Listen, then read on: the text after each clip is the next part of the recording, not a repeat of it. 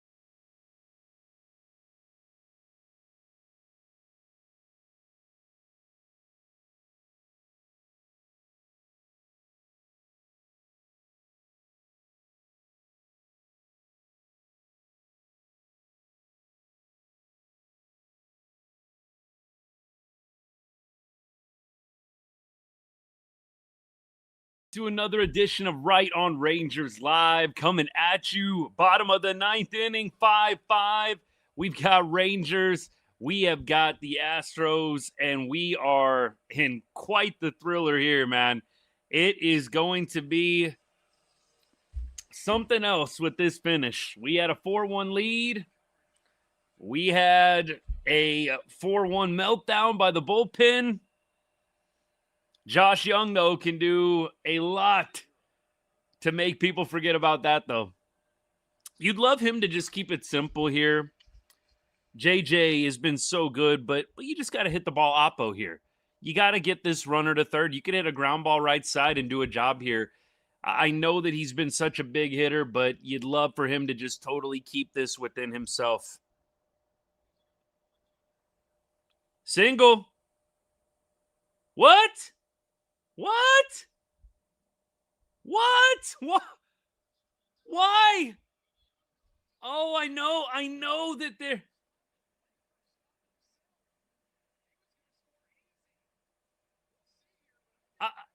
I know there's no outs, but what are we doing?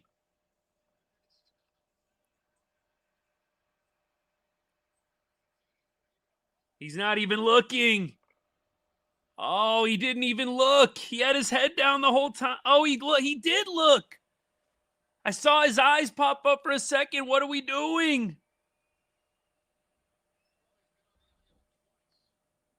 Oh, my goodness. Look, there's a lot of time here, and there's outs on our side, but I just cannot believe what happened. I mean, Jung going to second, it's a little inconsequential with Wyatt being on third. I mean, it leaves the base open. They could walk Nimmo. Look, that is a bad mistake. I really hope that doesn't come back to get the Rangers. I don't even know what Wyatt is thinking. He can see that the play is taking the left fielder to his right. Like, you can tell when you look at that ball that it's going to the right. Oh, my goodness. Let's go. Nimmo's going to get it done. I got a feeling here. Nims is going to get it done here. Come on, baby. I hope that it wasn't like an injury or something crazy like that. I really do. Here's the pitch. Brandon Nimmo over Hader's glove and up the middle. The Rangers are going to win this one 6-5. They walk it off after a 4-1 lead. Brandon Nimmo sneaks it over the glove of Josh Hader, and the Rangers are going to go into the All-Star break with a series win. They are going to still have a shot at the silver boot. Crazy enough. It's looking a little bleak at this point, but you go into Houston and you have a shot. You have a fighting shot at the silver boot still. Right. Oh, it skims off Hader's glove. Oh, it skims off the glove, baby. That is wild. What an AB from Nimmo against a tough lefty and Josh Hader. Wow. I am so glad that Wyatt Langford base running gap did not come back to bite them. Look, it was going to take an epic fail for the Rangers, second and third, nobody out, to not get that done, especially with Nimmo, Berger, Duran coming up next. But Man, I hope that wasn't anything injury related with Wyatt. They were talking about it on the broadcast. I really hope there wasn't any injury issue there. Wyatt, running, accelerating from second to third. That is not going to be good if that is what it was. Maybe it is just Wyatt Langford not really paying attention, not really feeling like he was going to be safe on that play. Who knows? That's the kind of stuff you'd love to ask post game. You don't always get privy to that information. You'd love to know what was going through Wyatt's mind there, man. Whew. Yeah, look, the Astros fans, a couple of them might show up, but a majority of them are going to give it up today. They're not coming on here. A couple of them are. And you know what? I respect, nothing but respect for those people that still show up even after an L, because Lord knows I'm one of them, right? We're here every night, win or loss. So if we get a couple Astros fans coming in the chat, you know what? I at least respect it a little bit, man.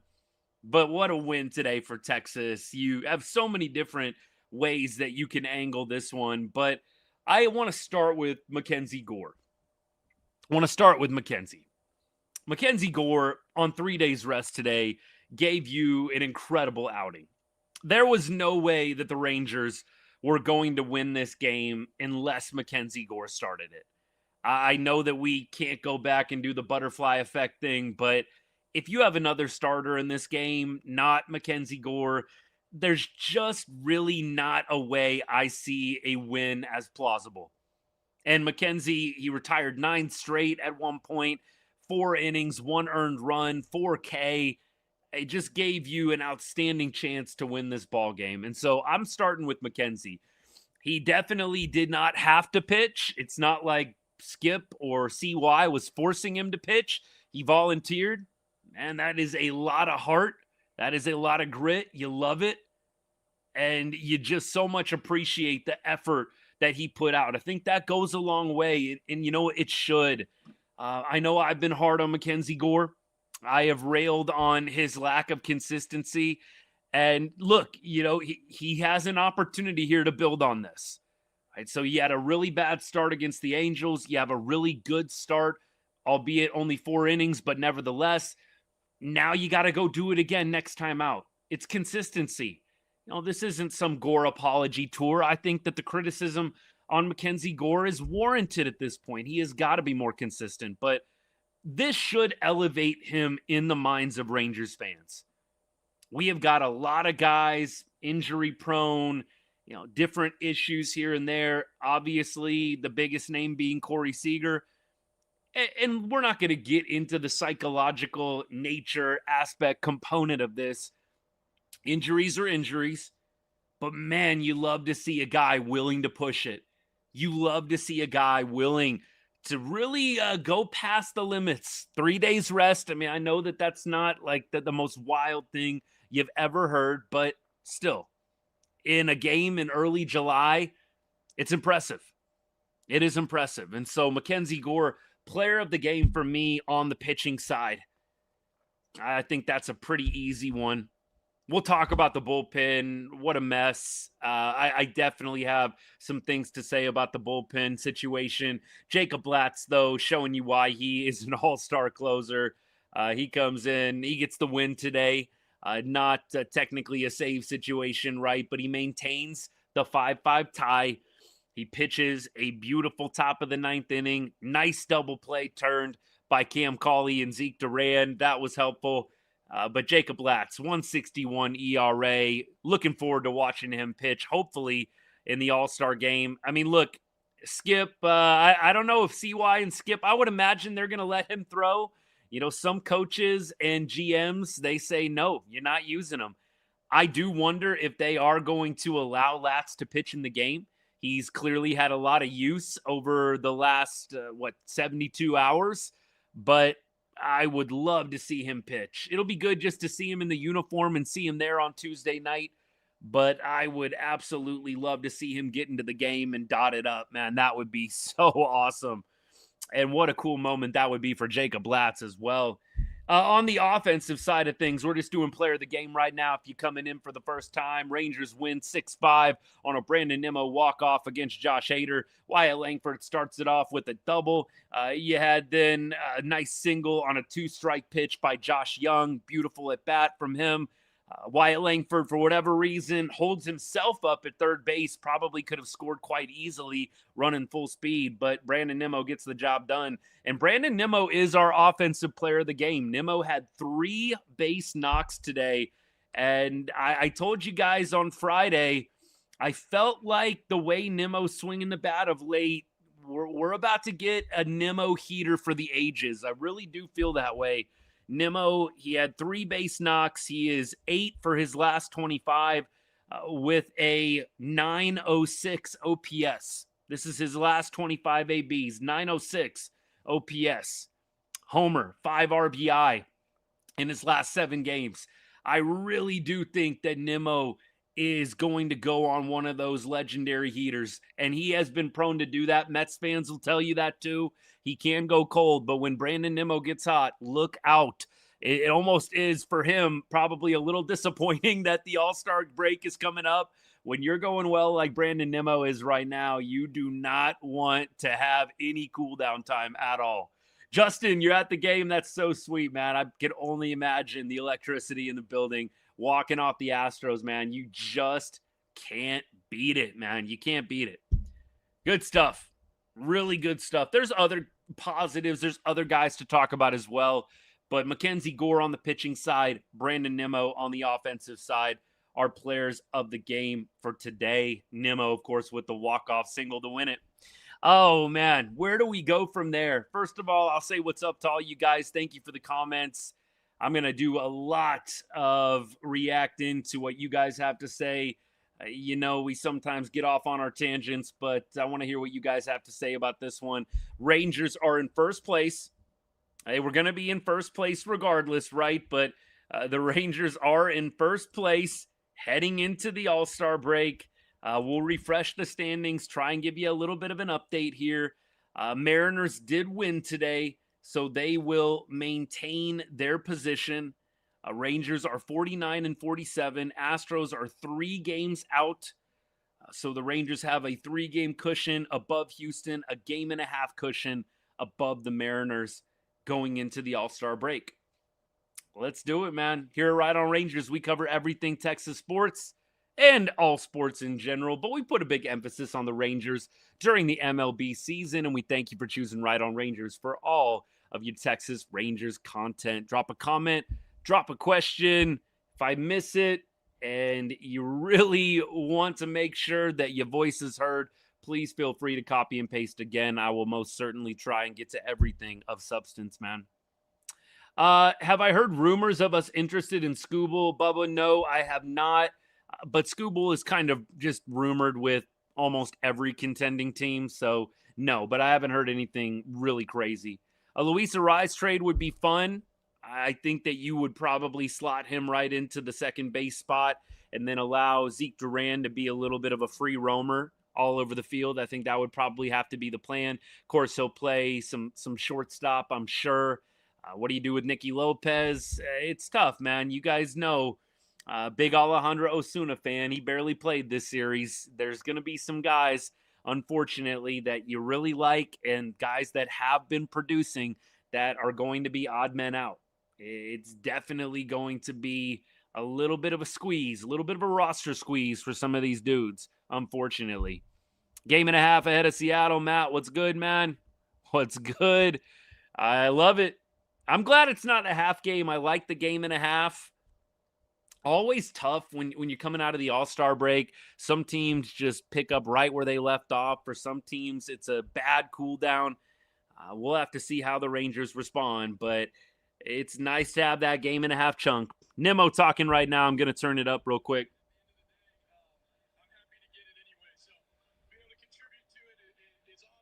Fifth career walk-off for Nimmo.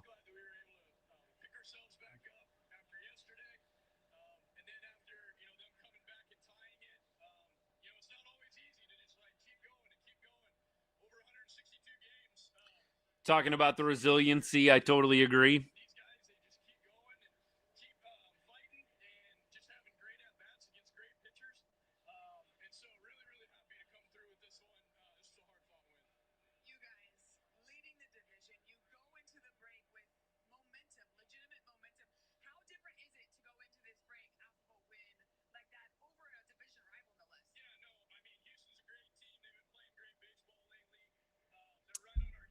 How has Houston been playing? I mean, they're not. Houston didn't come into this series crazy on fire, did they?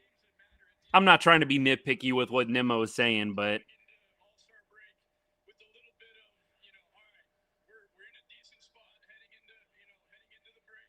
we're definitely buying. I mean, this win, I don't know what CY is really going to need beyond beating up on the Astros right before the All-Star break. Didn't they do this last year too?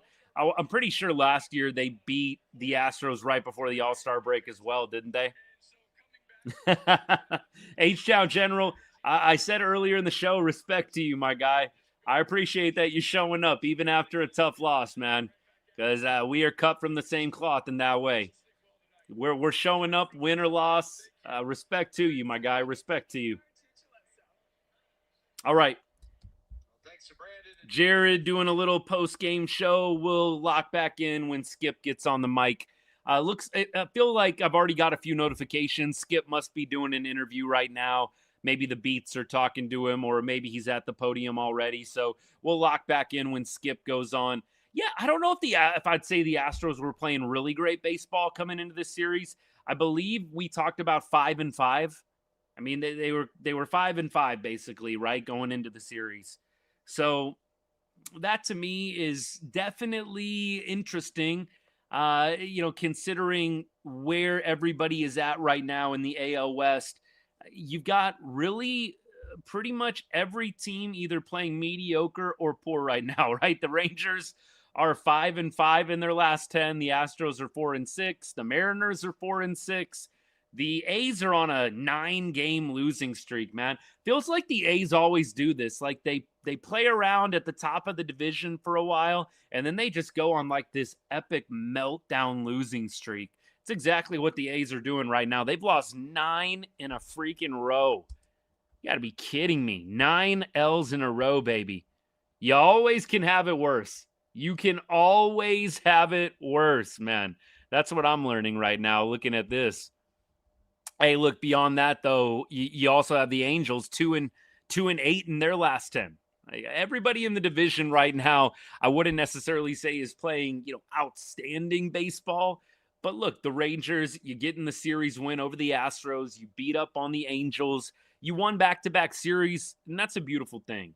You can't ask for anything more than that. So maybe instead of 5 of their last 10, we can talk about 4 of their last 6. Rangers have won 4 of their last 6 ball games. You take that, and you take that every time. Props to Gore on 3 days rest, Brian. Gore was my pitching MVP. I mean, look, he was very, very good today, albeit only 4 innings from him, but you needed it. You needed every bit of those 4 innings. If Gore wouldn't have thrown today, I don't really see a pathway to victory for Texas. Anything can happen. This is a weird team that has frequently won games when you fully expect them to lose. Frequently this year. If you've watched most games this year, you know exactly what I'm talking about. So Gore today, all the credit in the world to him. Now, I know that there's going to be some pushback. It's one start. I know there's some people that still aren't huge fans of MacKenzie. All I'll say is this. He earned respect in my book today. 3 days rest is not, some wild, crazy thing to do. I mean, guys did it a lot back in the day, and you don't see it very much anymore, but it's not some impossible feat. But it was something that he obviously organically thought of. Hey, just send me out there on 3 days. I just won't do the bullpen thing that I usually do. I've got the All-Star break coming up. Hey, I love the fire. I love the energy. I love the willingness to put yourself and your body on the line a little bit, going out of your routine to help the team win. You got to give MacKenzie all the credit in the world there. Hey, Ethan, I'm glad you were right. I'm glad that y'all were right on this. Gore pitching with a little bit of fire today. Maybe that's what's needed. I'm sure. Look, he's on social media. He sees what people are posting and he sees what people are saying about him.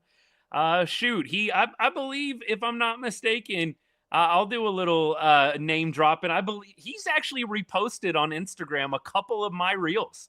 Now, I don't think any of them were super negative. I think most of them were like maybe after a good start. But MacKenzie's definitely on social media. I'm sure that he has seen some of the negativity surrounding him. And to be fair, I questioned it, man. I said in my last reel after the Angels start where we lost 13-1, I said it's very fair to feel uncomfortable about the MacKenzie Gore trade. It's very fair to feel that way. I think that this is a great stepping stone. Now Gore just has to lock that consistency. I actually don't think that this start should really surprise anyone when you look at the track record for Gore in 2026. You have him good start, bad start, good start, good start, bad start. Maybe he doubles up on a bad start and then gives you a couple good starts in a row. It's just tough, man. I really don't think that a good start after a bad start is super out of left field for Gore. He's kind of done it all year.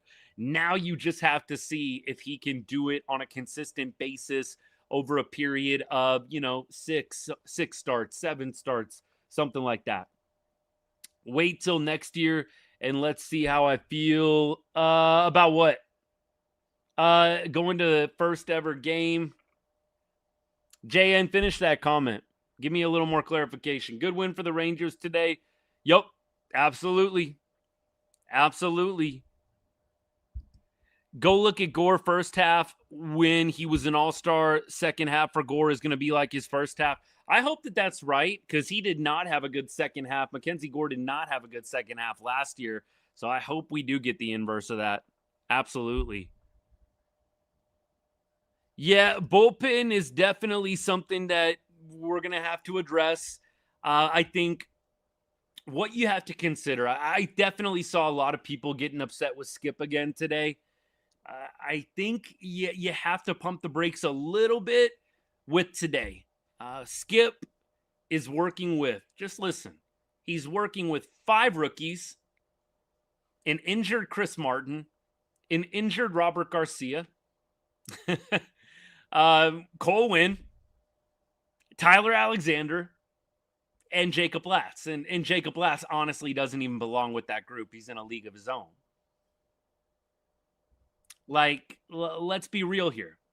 We have not very much at the Skip's disposal. We don't have very much that Skip really has to work with here. I mean, look, it definitely hits me more on different days, on some days versus others, but a lot of people are like, why didn't you leave Cole Winn out there?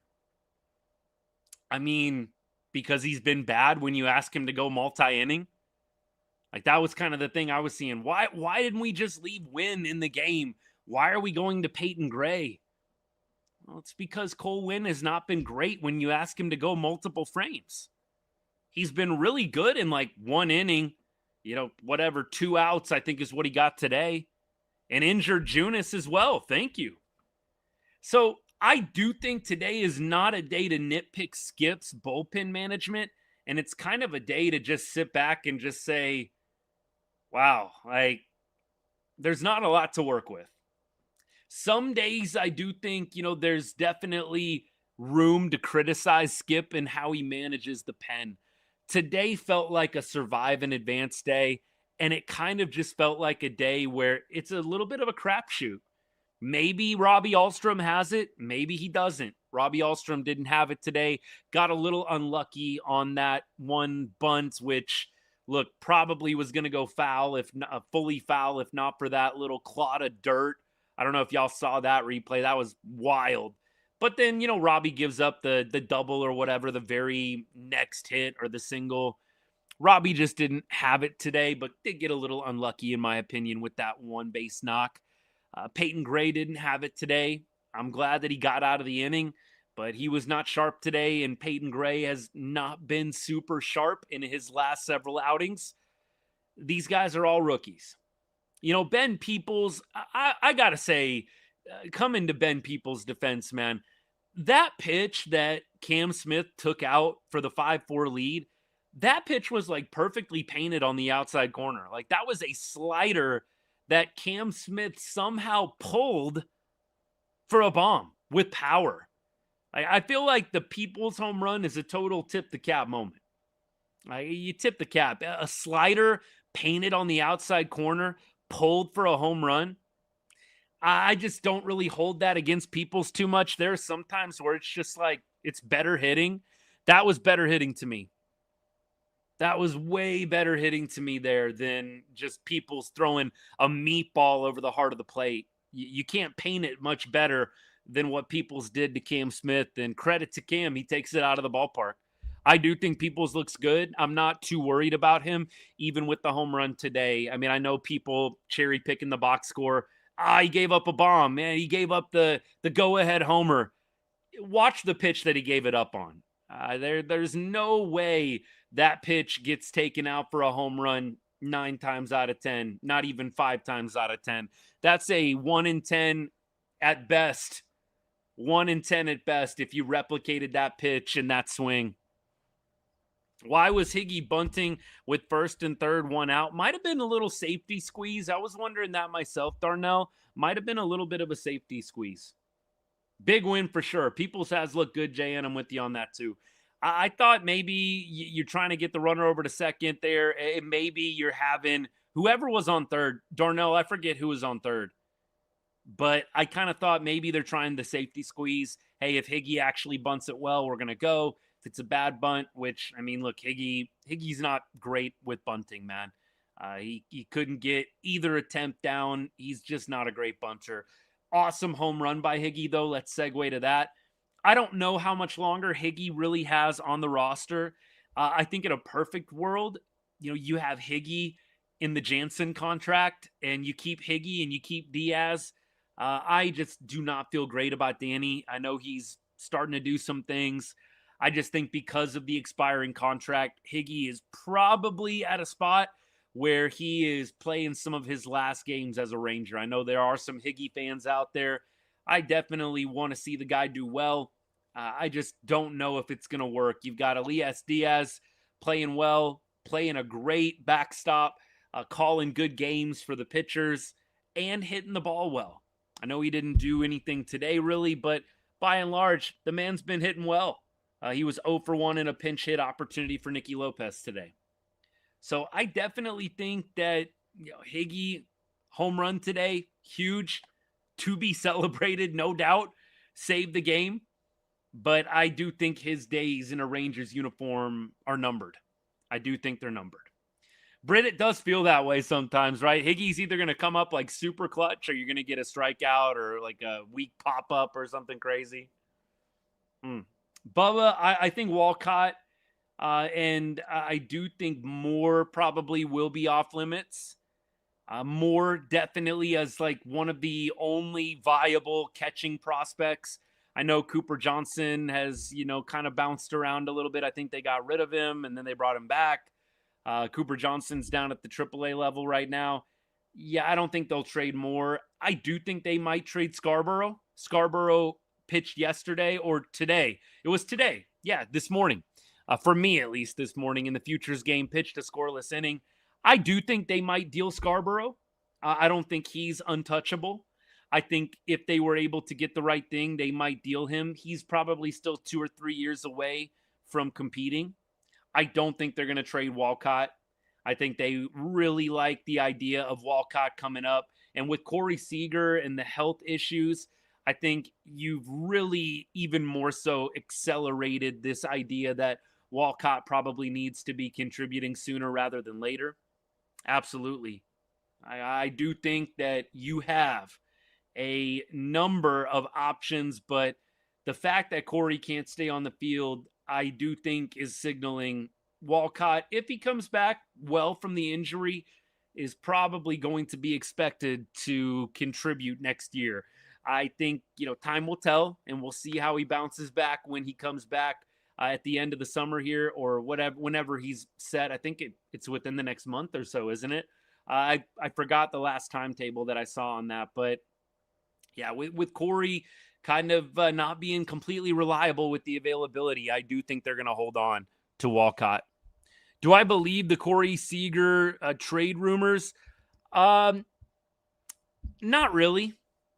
Not really. for the reasons that I've already said, I don't think there's any team that would take Corey Seager right now. I don't think there's any team that would take Corey Seager right now.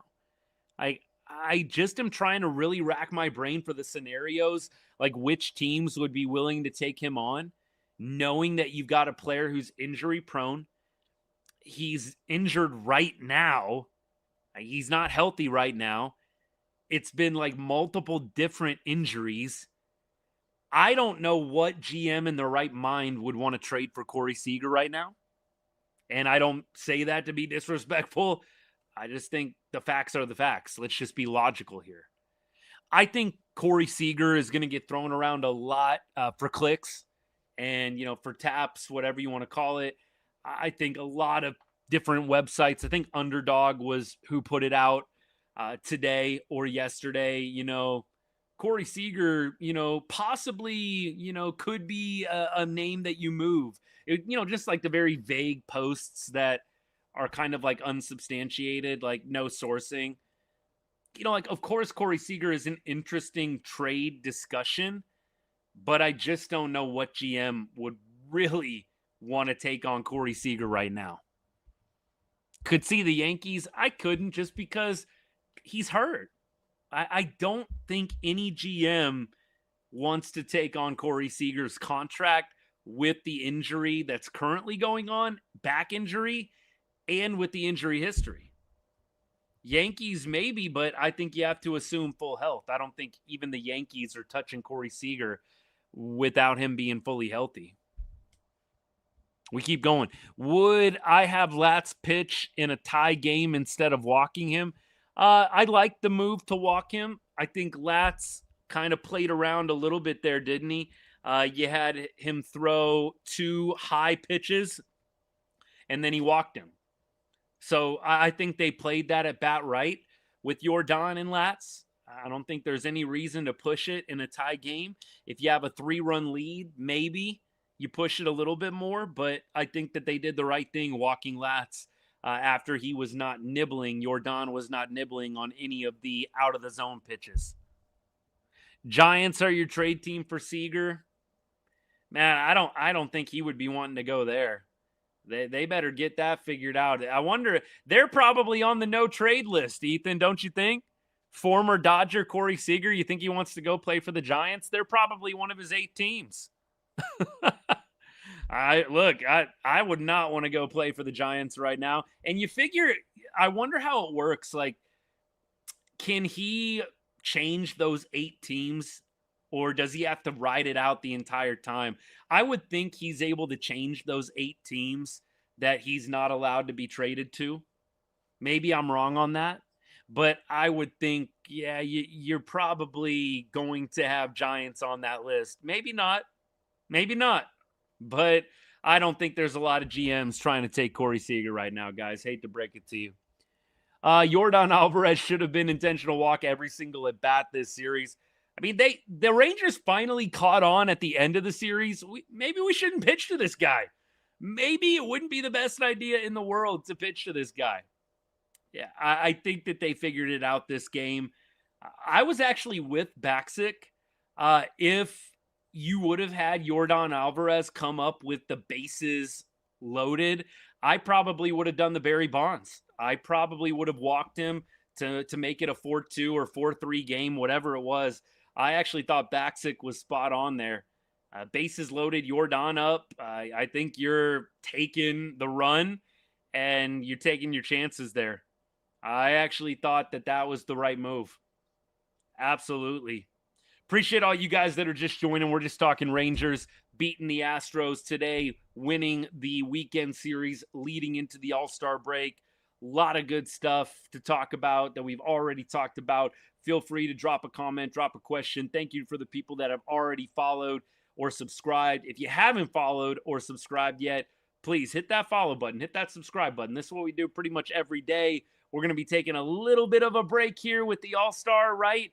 I don't think I'll do a live for the All-Star game, just being real with you guys, unless Jacob Latz pitches and it's some crazy performance. I don't know. I don't anticipate going live until the Rangers start up some games again. Maybe I'll do a live like on the eve of the next game. I think they play next on Friday, right? Maybe I'll do like a preview live or something like that Thursday night. But I'll take a few days off for sure. Appreciate all you guys. Braves after the break in Atlanta. That's who we have next. Got you. If Seager comes back, who gets demoted to AAA? Probably going to be, it's going to be one of three guys. And I think this would be the order that I probably would think that it goes. And again, this is a true testament to my ability to not be biased here. I do think Osuna is probably the number one candidate to get demoted. I see the writing on the wall. He really didn't play this weekend. You had some opportunities, I think, where you could have maybe split him and Carter. Like, Carter started Friday night. I think they could have started Osuna on Saturday. I think that would have been more than fair considering where Carter is at right now. He's had some nice hits over the last couple of days. And trust me, no one's happier than me to see that. I think some people get it twisted, you hate Evan Carter, don't want to see him do well. No, I'm going to post every time he does something good. I want to see Evan Carter do well. But I would have thought that Saturday would have been the day to play Osuna after Carter's Friday night game. But they just clearly don't want to play Wyatt Langford in center field, and they're not comfortable enough playing Osuna in center field. I just think writing is on the wall. Osuna is probably going to be the demotion when Corey gets back. We'll come back to that in just a sec. Skip talking right now. 4 days. Usually you have the next day to go ahead and play another game and forget about it. But you would think about it for 4 games, at least I would.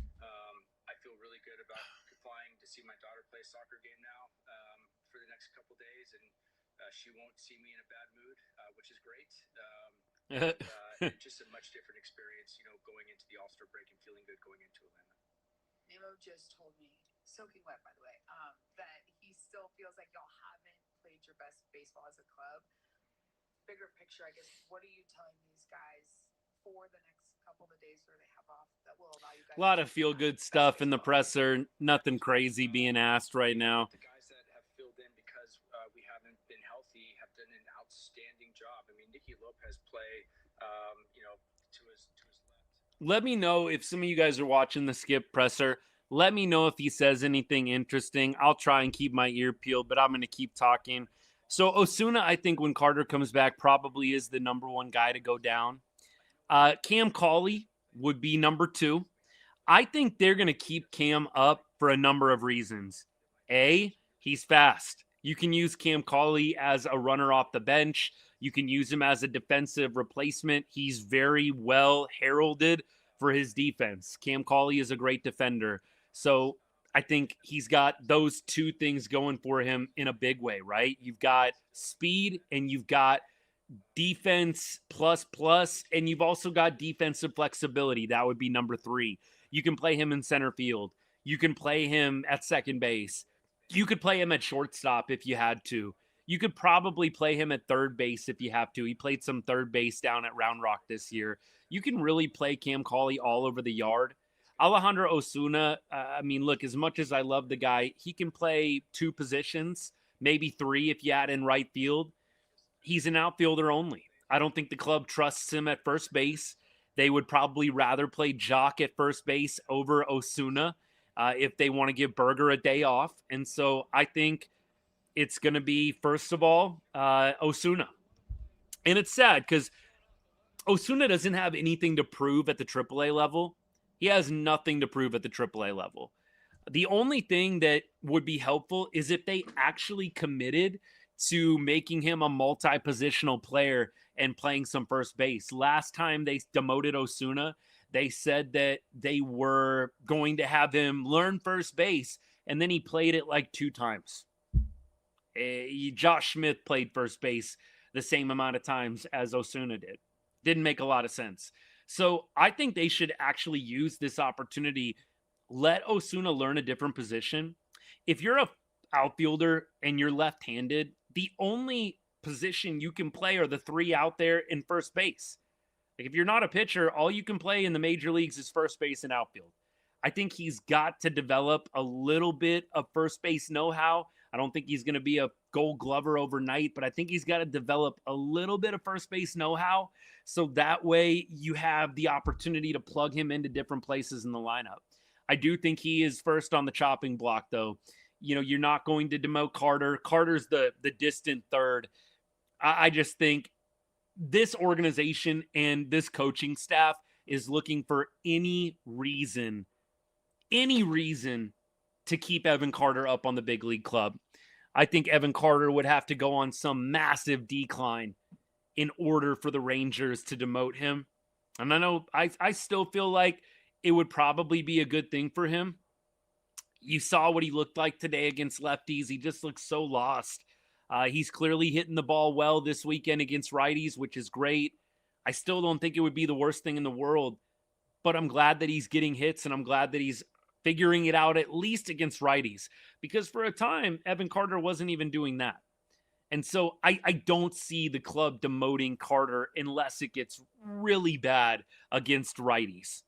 I do think that he will be up, and the Rangers will look to continue to use him in that platoon role. And look, as we were talking, you have the opportunity to play Cawley in center field on the days where Evan Carter is going to be benched because of a lefty starter.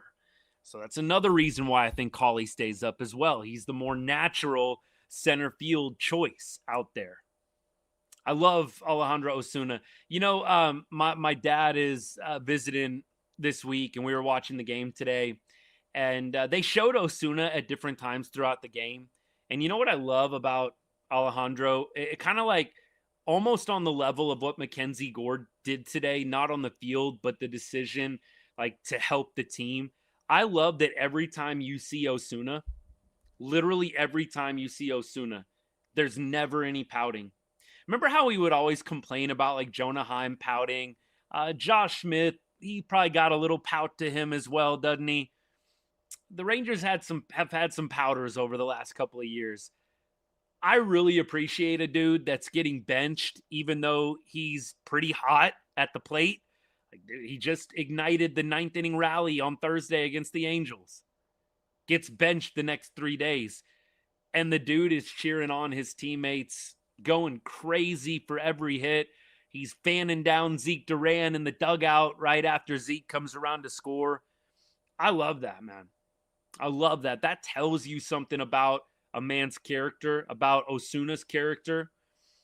Dude wants to see other people do well. He's not insecure. I'm sure that he's pissed off that he's not getting opportunities, because what player wouldn't be? It's very few players I know personally, very few players in general that want to ride the bench. I mean, look, yes, there are guys that know their role. They sign on. Hey, you're going to be a depth platoon piece. Okay. Osuna, being the young guy that he is, I don't think that's his mindset right now. I don't. And so, look, I feel like you probably will get the send down to Round Rock. Knowing this team, though, he'll probably be back sooner rather than later, because Lord knows, right when somebody else gets healthy, somebody else has to have an ailment pop up out of nowhere. So I don't think Osuna, if he does get demoted, will be down for very long. CY needs to go get a bat. I do agree with that 100%. CY going to get a power right-handed bat would be my preference. I do think the order of operations is going to be bullpen, bat, starter. I do think CY will be in the starting pitching market. I do not think that he is going to be satisfied with what he has seen so far in the first half. I mean, look, MacKenzie Gore, he definitely could help quell some of that by pitching really strong coming out of the All-Star break. But you still have to bet that MacKenzie Gore is not going to have a meltdown in October. If you're feeling good about Gore, you better be sure that that is going to be something that's long-lasting. I really feel like the Rangers would be wise to go out and not necessarily get a Scooble, but go out and get a guy that consistently is going to give you 5-6 innings, 3 earned runs, 2 earned runs, and just be a solid staple for you down the stretch on the back 9 of the season. Seager will play a couple of games and then be out for the season with surgery on his back. I'll knock on wood for that one, my guy, but man, I don't know if Corey is going to be able to come back and be a contributor this year. I mean, look, we know how this goes. Evan Carter obviously dealt with back issues a ton. We know how this goes. Back issues are not something that you can really mess around with or like push through. It's so debilitating when you have back pain, when you have back spasms. I'm not counting on Corey Seager really being available nonstop the rest of the year. And so I wonder if the Rangers are going to lean a little bit more infield help, whether they go and get a utility guy, whether they go and get, somebody who plays a set position. I'm telling y'all, on the Giants, a lot of us are talking about a rise. We kind of discussed this the other day, right? I mean, there's some other players on the Giants that have my attention. I'd like to see Casey Schmidt become a Texas Ranger over Luis Arraez. I don't know what Schmidt is going to cost. Casey Schmidt, if you don't know the name, 280 average, 19 bombs. Wouldn't that lead the team? Would that be the team lead? Casey Schmidt, 19 bombs. What does Berger have? Berger's not at 19, is he? Berger's at 16. So if Casey Schmidt got traded to the Rangers today, he would be the team leader in home runs. 50 RBI, would that lead the team as well? Casey Schmidt? No, it would not. Berger has 58. So Casey Schmidt is a guy that can play all around the yard. I'd like to see the Rangers go after a player like that. I don't know if they would be willing to trade him, but I would like to see a guy like Casey. Yeah, Lee would be another guy on the Giants. Again, a lot of attention right now going to Luis Arraez, and rightfully so. I mean, he's a good bat. Jung Lee would be absolutely another dude. If Casey Schmidt and the price is too high on what you would maybe have to do to trade for him, Jung Lee would be another infielder. He's batting .306, 5 bombs, 33 RBI. He's got 100 hits on the year. I'm sure that probably is up there among the tops. I don't know what Josh Jung is at for his hit total. Josh Jung's at 100 hits as well. So, I mean, Jung Lee would probably be team lead in hits at this point. Now, the only thing is, what are the contracts on like Jung Lee and Casey Schmidt? How controllable are they here? Let's see if I can figure it out. Looks like Jung Lee has an opt-out in 2028, but he's not a UFA until 30. Now, the only thing about Lee is he's making a good chunk of change, man. Jung Lee is making about $23 million a year. So that would be taking on some salary, right? The Rangers have room to do it without going over the threshold. And look, even if they don't play baseball in 2027, you still have the 2028, 2029. Now, let's go to Casey Schmidt and let's see if we can figure out what his control level is. So Schmidt is ARB1 in 27. So you've got 3 years left, really, of each player. I like those two guys more than I like getting Arraez.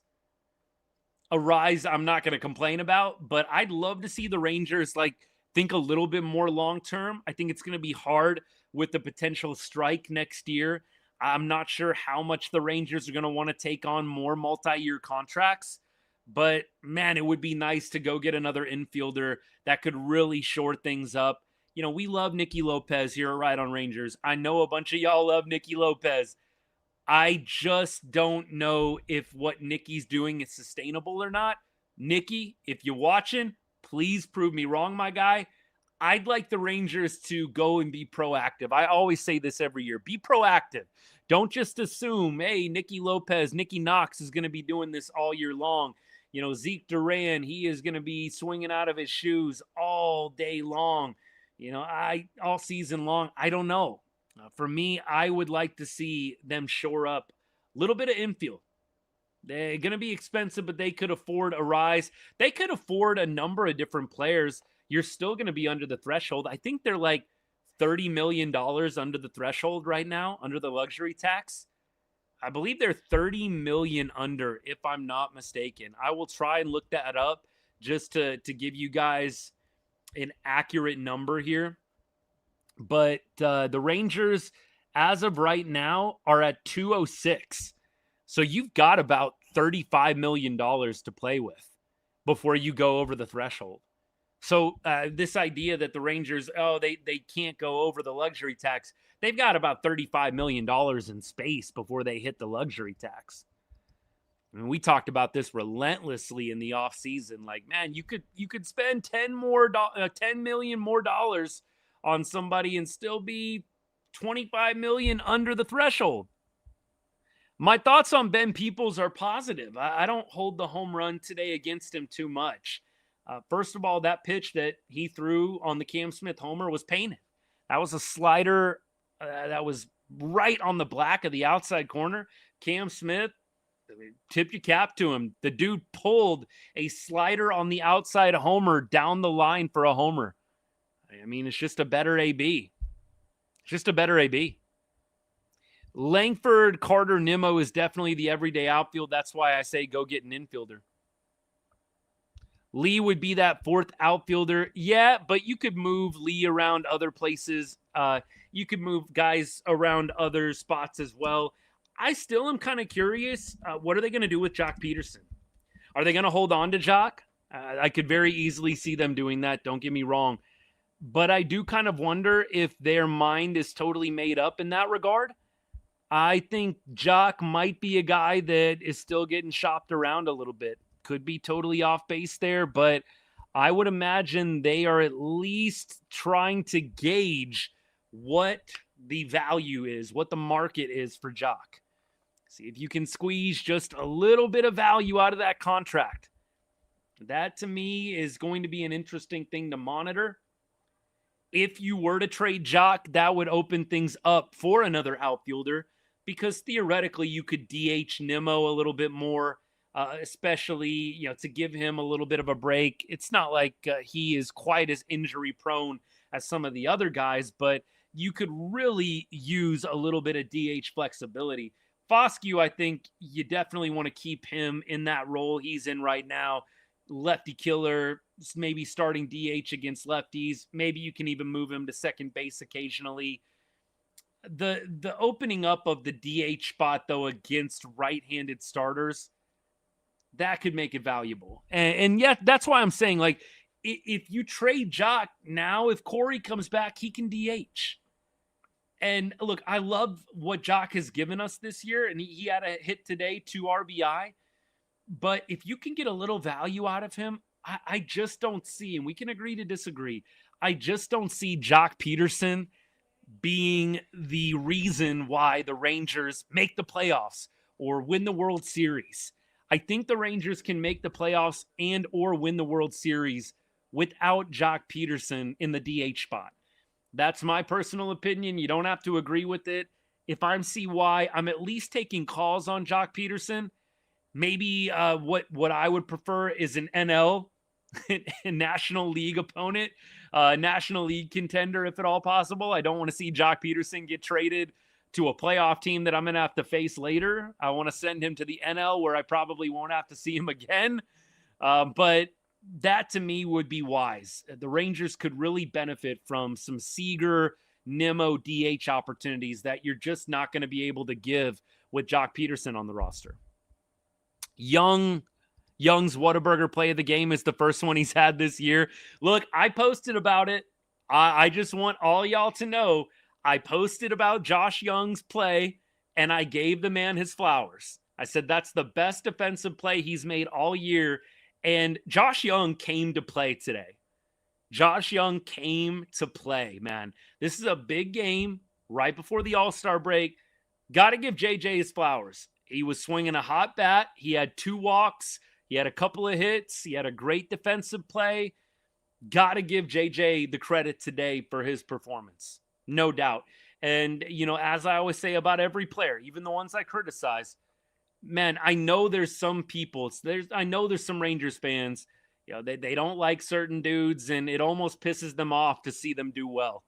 Like Osuna, I can guarantee you with Osuna, I've got some people riled up. Anytime I post anything about Osuna, anger, hatred, I'm like, man, I can't be a fan that way, even though I don't think JJ is a very good fielder. He made a great play today. Wide frame. I think the Rangers should be thinking about what they want to do at third base long term. Not sure how well JJ at third base is going to age, especially considering he's 29 at the start of next year. But he made a great play today, and you got to give him all the credit in the world for that.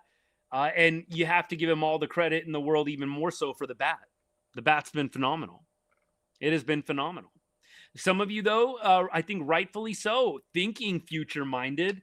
That's the thing. You got to think beyond this year. Some of us have thrown out, man, Duran, Jung, Joc. Are those potential pieces that you consider trading? Duran's been great. I love watching him play. Love the cannon arm that he's got. And you got a lot of infield, though. You got a lot of infielders right now. You got Walcott coming up. You got Cam Cauley right now. You've got Berger. You've got all these different dudes, man. And we're not even considering free agents that you could bring in either.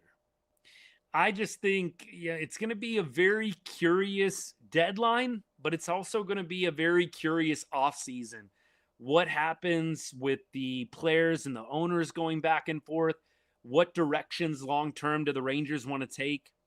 These are all things that I am very, very interested in to see how they unfold. Yeah, I think they might be playing like they got snubbed. They might be, which good for them. I hope it's a kick in the butt. I really do. Feel that Smith would get traded over Duran, but would have more prospects attached. Duran would get you a bigger return right now, no doubt. Duran would 1,000% get you a bigger return. And look, if you trade Duran, you have to go get like a Casey Schmidt, right? You have to go get a guy that's controllable. You have to go get a guy that is going to slide into that full-time infield spot. And maybe Duran is a chip that they use to go and get somebody bigger. Who knows? I'm not necessarily on team trade Zeke, but I do think you have to have in your mind, is what Zeke is doing sustainable over a number of years? Or is he really hot right now? And maybe it's an interesting concept to sell high. This is something you have to do as a front office all the time. It's the same thing with JJ. Do we think that JJ going into close to his age 30 season is going to continue to really produce well with the bat, really still be solid for you down there at third base? Or should we maybe try and see what we can get for him while it's hot? These are all things you have to consider. That's why I don't really feel the need to trade for a bat with long term. Yeah, I mean, look, it's the biggest thing for me is the strike that's coming up, man. You really don't want to trade for somebody with multiple years of control. You don't play baseball most of 2027 and you kind of wasted it. That would be tough. And that's why I do think this offseason is going to be tricky. It's going to be a tricky offseason, no doubt. Hey, look, tomorrow, Home Run Derby. Unfortunately, no Rangers in the Derby, sadly. Look, I don't really know. I was trying to think the other day. What was the best Texas Rangers Home Run Derby performance after Josh Hamilton? We know Josh Hamilton is the best Texas Ranger Home Run Derby performance of all time. You know, I was really trying to think about what's the next best one after that. What's the next best Texas Rangers Home Run Derby performance? I know Josh Hamilton is the best. That is obvious. If you didn't know that, you really got to get with the times here. You got to do your Texas Rangers history studying a little bit harder. Sierra? Yeah, I can remember Sierras. I can remember. That's a good one. I feel like the last ones, like Dolly kind of flamed out. Seager, when he did it, he kind of flamed out. Chris Martin, that's a good one, Zach. Chris Martin, yeah, that's a home run derby show every day, basically, every time he comes in. Juan Gonzalez might be in there. Like, okay, just cutting to the chase with you guys. Like, you guys know I like to post like old clips once a day, like usually like a kind of a this day in Rangers history. I've been doing that over the past couple of weeks for sure. Everybody's going to post the Josh Hamilton one tomorrow. And I was kind of just wanting to do like, hey, the ham bone is obviously never going to be touched. I don't think any Ranger player, past or present or future, is ever going to touch ham bone. But what's the next best one? That's what I was trying to figure out. Cruz, okay?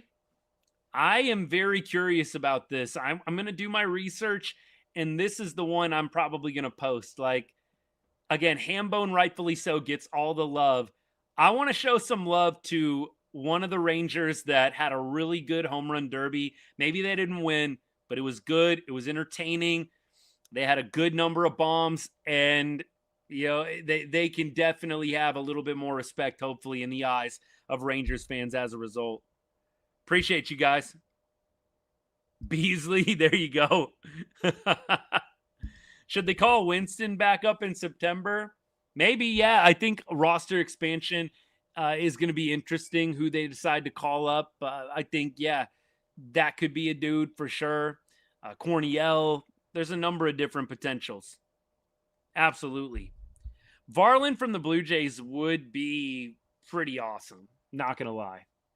JSN, great win for sure. Pen, yeah, look, I think Rangers' number one priority is getting the pen figured out. Number one priority. Fix that pen.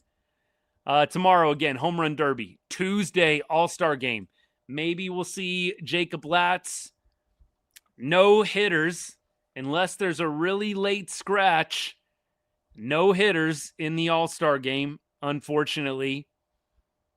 I really wish that at least one of them would have made it, man. But no hitters from the Rangers in the All-Star game, sadly. Unless there's a very late scratch and JJ or Ezekiel Duran find a way. But we'll be watching for Jacob Latz. Hopefully he'll have like some kind of epic save opportunity. I mean, look, I don't know who else is dominating the AL. I wish I kept up with every single closer in the league. It's hard enough keeping up with all the Rangers. Chapman is probably number one, yeah. Chappie's probably one. And then Latzy is two. So maybe Chappie would be your ninth inning guy. Yeah, you're probably right. But I think you could easily go Latz in the eighth. Wouldn't that be fair? Chappie in the ninth, Latz in the eighth. That might be the double barrel lefty situation down after the trade deadline. That could be interesting. Do the Rangers go get Chapman again for one last ride? That could be potential, man. Cade Smith for the Guardians has 28 saves. Brian Baker has, for the Rays has 25. There's guys with more saves, but the whole package, I don't know. Chapman return, I definitely would not mind. I know he would drive us a little nuts at times. But Chappie, I would be all for. Be all for getting him back. Think Teodo will make his debut at all before Martin is back? I do think Moses, they'll find a spot for Teodo to debut. I really do. I think Teodo will find his way in the mix, either maybe in a mop-up duty situation. I've got to think they're going to try and find a soft landing for Teodo. Okay, John, Teixeira, Blaylock, Fielder, A-Rod, all Rangers with notable performances in the Derby. I'll have to see which one I think would be the best, because I definitely want to do kind of an alt post tomorrow. We all know that the Hambone posts are going to be going like crazy, and if you've been following the show, you know Josh Hamilton is my favorite Ranger of all time.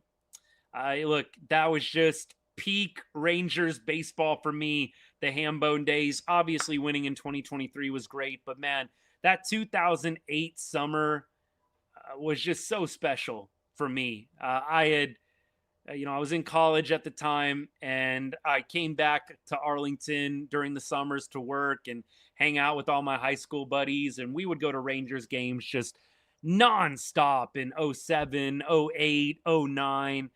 And those were just some of my favorite memories at the ballpark with friends, man. So we've all got our favorite for whatever reason. And Josh Hamilton is not like a crazy favorite Ranger to have.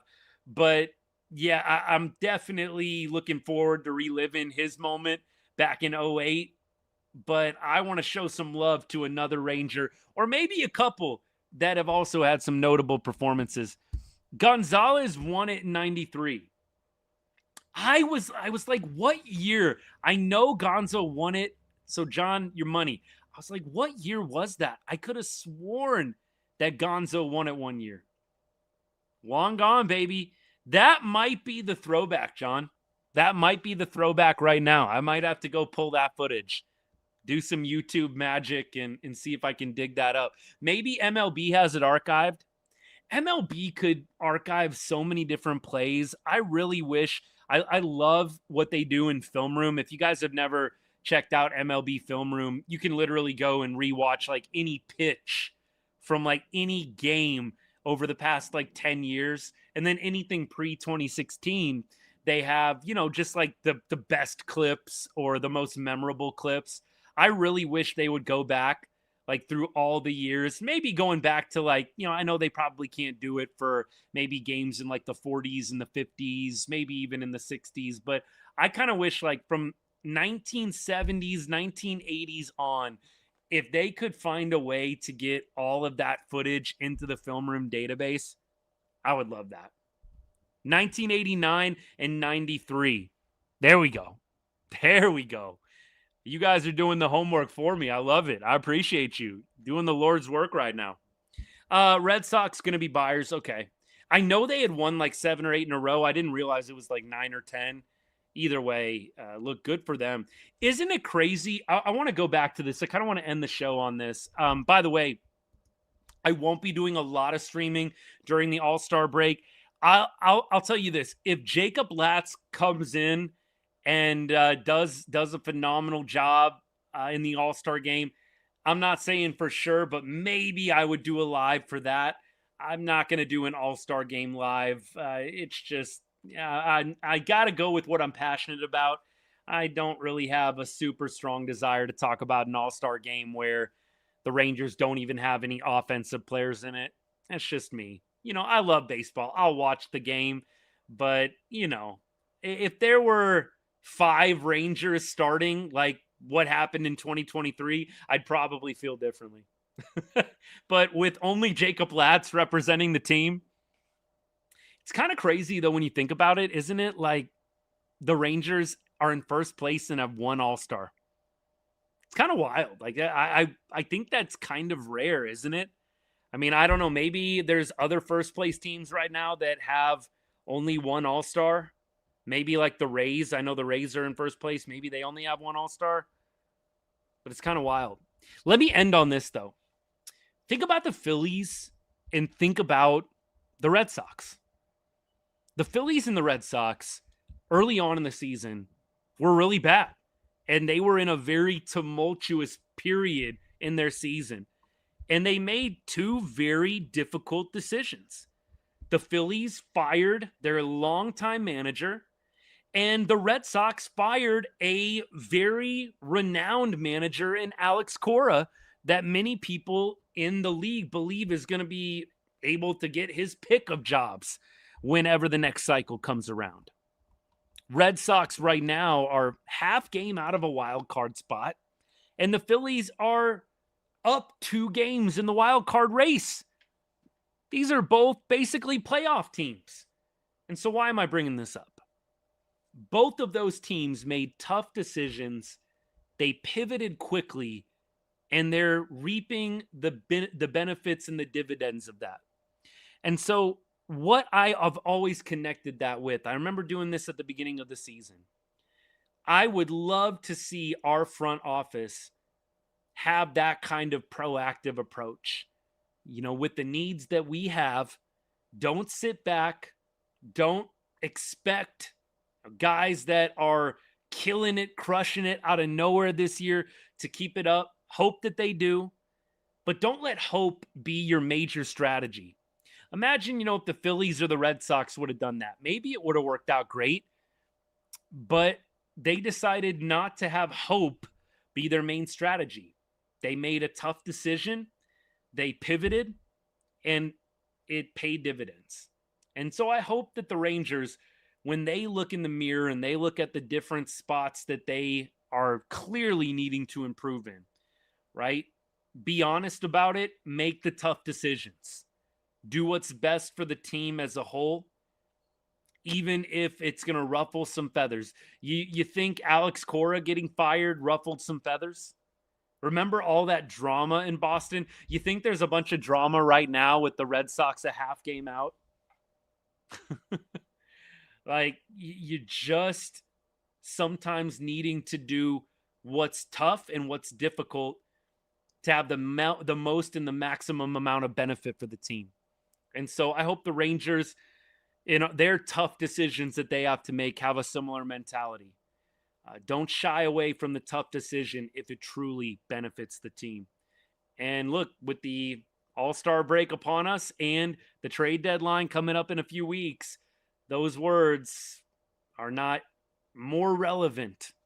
Could not be more relevant. We'll see what happens. We'll go through and we will check comments one more time. Gary, thank you so much for the gift, man. Not needed, but much appreciated.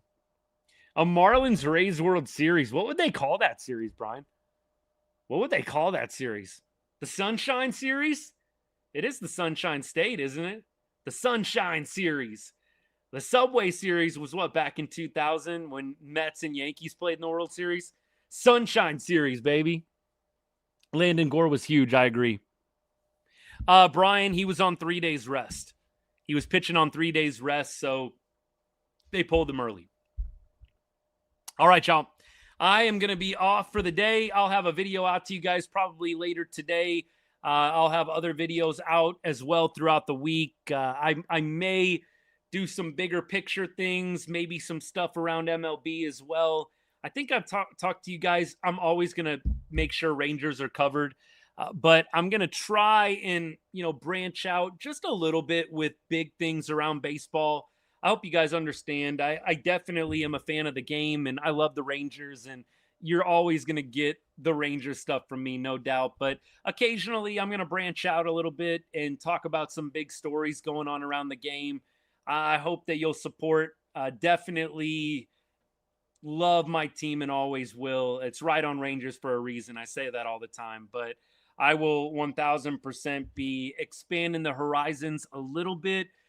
During the season, it's going to be mostly everyday Ranger stuff, but occasionally All-Star break's kind of a nice day to do it. I'm going to mix it up a little bit. Great win today, Nate, 100%. Great win today. Brandon Nimmo, my offensive MVP. MacKenzie Gore, pitching MVP for today. Man, they were great. Nimmo had 3 hits. Gore gives you 4 innings, 1-run baseball, 4K, stepping up big. It's awesome. College football, yes, I'll be doing college football stuff. I'll be doing NFL stuff. Some NBA, man. Look, I think I've told you guys, NBA, I love watching the Mavs, and I'm a big fan of basketball in general. But NBA will probably be my minority one in terms of the videos. But college football, NFL, MLB, those are my true sweet spots. And basketball's definitely in that mix too. But honestly, it's just hard in football season with both the Cowboys and the Longhorns being covered here on the channel. It is hard. The Mavs sometimes, I think, get a little thrown by the wayside. And look, it was easy to do last year because the Mavs were not good. But I'm hopeful the Mavs will be a little bit more competitive this year. Fingers crossed. We'll see what happens. But I appreciate all you guys. Thanks for supporting the show. And look, hope you guys have a great week ahead. You'll definitely hear from me with some videos here and there. I'll probably look to go live. I'm going to say, let me look at the calendar here if I can. I think that Thursday is the day before Rangers get back in business, right? Friday is Rangers Braves. So maybe Thursday night we do a little, second half preview show. I think I did that last year. So I'm going to see if I can do a little second half preview show Thursday night. And then Friday we'll be back in business with our usuals. All right, guys. Have a great rest of your Sunday. And as I always say to end every show, God bless and go Rangers.